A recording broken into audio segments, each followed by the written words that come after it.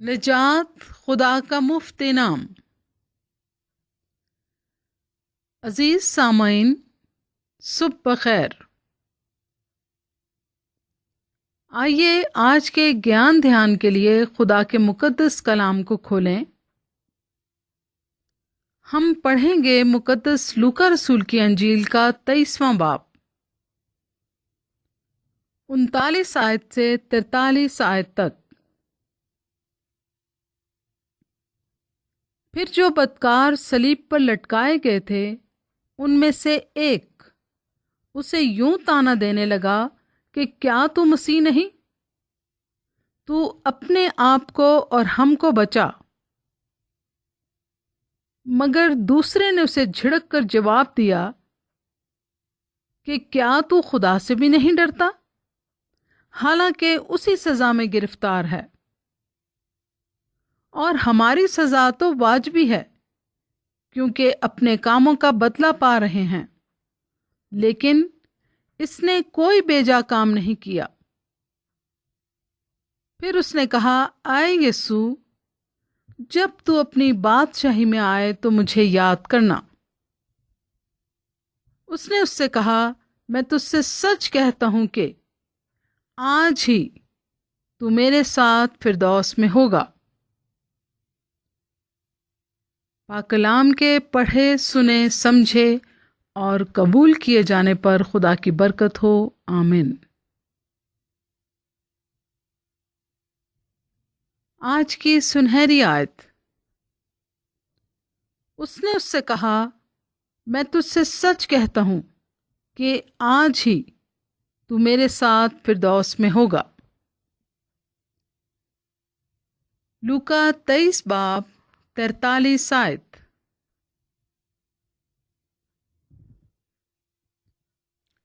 وہ ڈاکو جس نے مسیح خداوند سے یہ کہا تھا کہ اے یسوع، جب تو اپنی بادشاہی میں آئے تو مجھے یاد کرنا،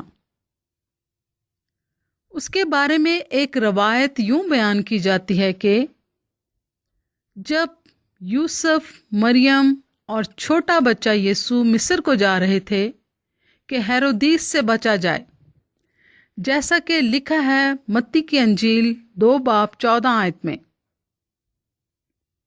بس وہ اٹھا اور رات کے وقت بچے اور اس کی ماں کو ساتھ لے کر مصر کو روانہ ہو گیا۔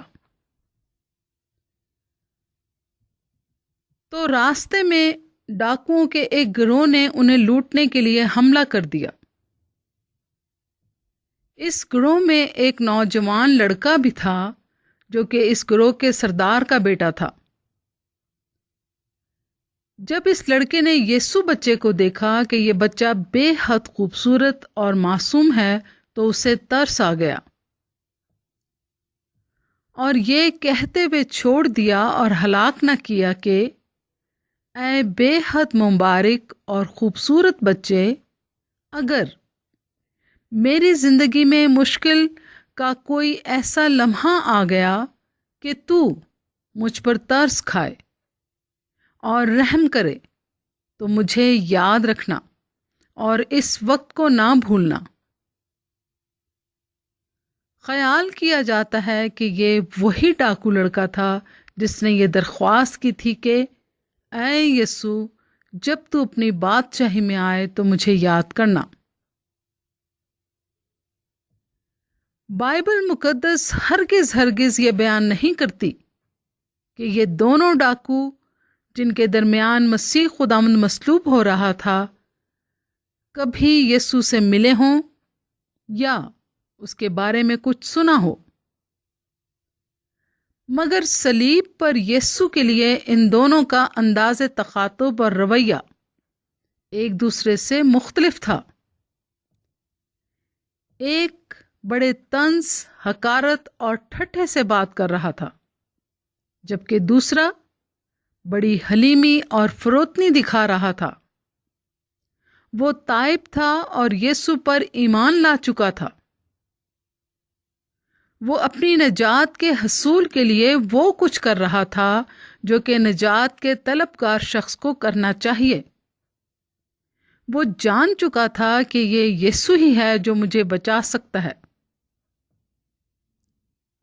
مقدس لوکا رسول ڈاکو کی درخواست اور مسیح خداوند کے التفات کو ان لفظوں میں بیان کرتا ہے۔ لوکا 23 باب 42 اور 43 آیت۔ پھر اس نے کہا، اے یسوع، جب تو اپنی بادشاہی میں آئے تو مجھے یاد کرنا۔ اس نے اس سے کہا، میں تجھ سے سچ کہتا ہوں کہ آج ہی تو میرے ساتھ فردوس میں ہوگا۔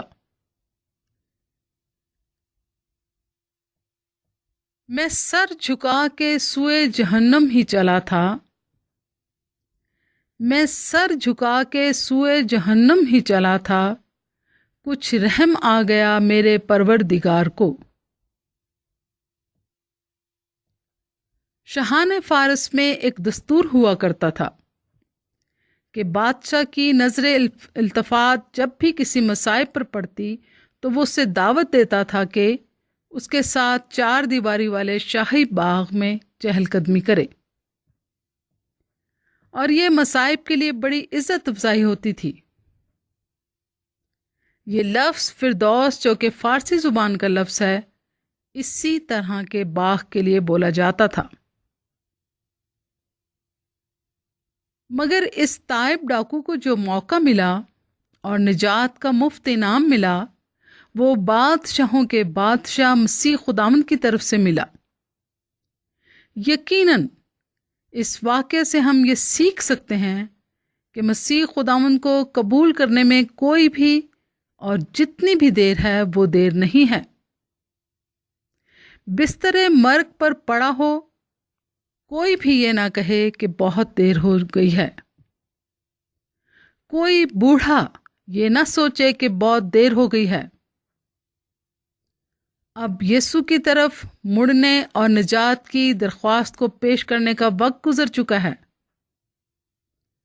مگر یہ واقعہ ایک بے بیان امید سے ہر شخص کو ہمکنار کراتا رہے گا کہ اسے بھی، جس کے پہلو میں دل اپنی آخری دھڑکنوں پر ہے کہ اے یسوع مجھ پر رحم کر۔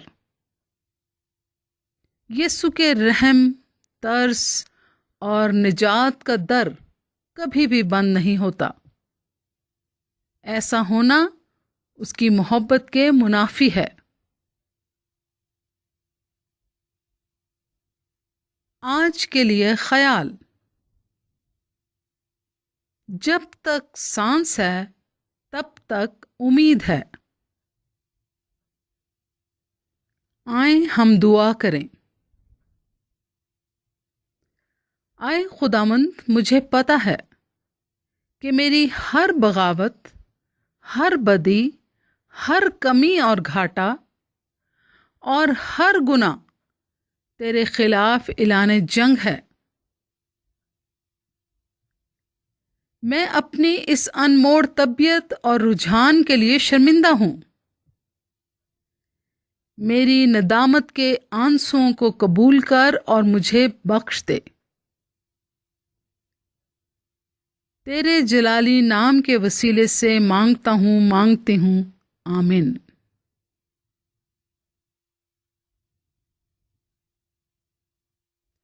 خداوند ہم سب کو برکت دے، اور ہمارے خداوند یسوع مسیح کا اطمینان اور فضل ہم سب کو ہمیشہ حاصل ہوتا رہے، اور ان سب کو بھی جو ہمارے خداوند یسوع مسیح سے لازوال محبت رکھتے ہیں، آمین۔